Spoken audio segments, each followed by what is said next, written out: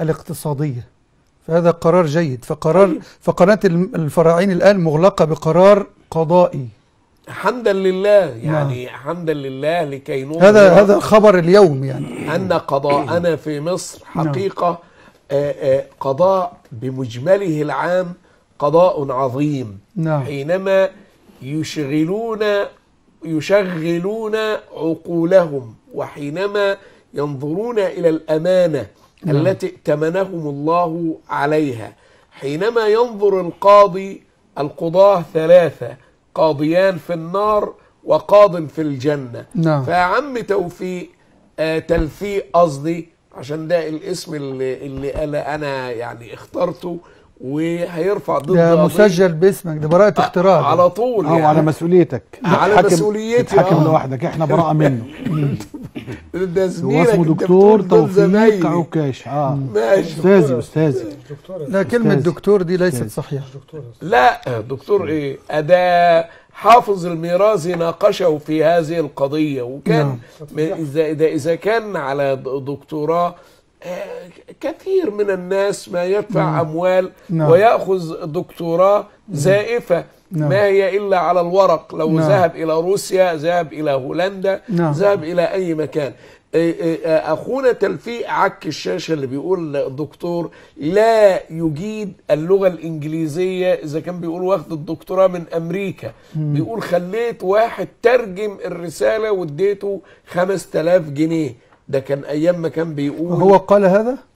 نعم قالها وكانت معاه اسمها حياة أنديل أو تقريبا على ما أذكر يعني.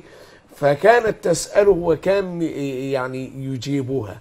هذا بنقول يا رجال الإعلام لابد وأن تكونوا رجال بمعنى الكلمة، تزنون ما تقولون وتوازنون بين أقوالكم وأفعالكم. وبناء على هذا انظر إلى البرنامج الذي كان معرفش هو هاني رمزي اللي مستضيفه ومتصل بيه ولا ايه. البرنامج فيه سخرية شديدة وعدم اتزان، أي كلمة يضحكون. على ماذا يضحكون؟ كان لينا ولد كده زمان واحنا صغيرين، لما كنا نضحك الواد يقول بتضحكوا على ايه؟ على طبيخ امكم السائع. فهؤلاء الذين التفوا حوالين اخينا المذيع، مش هعمل زي هالة سرحان اللي بتقول من رئيسنا. لا، يعني المفروض حتى لغويا نكون كويسين ونقدم برنامجنا أو برامجنا في ثياب نظيفة قوية عظيمة، وأن تكون أقوالنا مطابقة لأفعالنا.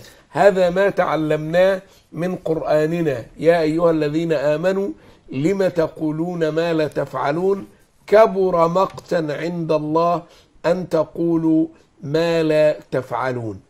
أخونا يعني هاني رمزي ويذكر لتلفيق عك الشاشة عن عمرو أديب، ويقول لك الدور جاي عليه.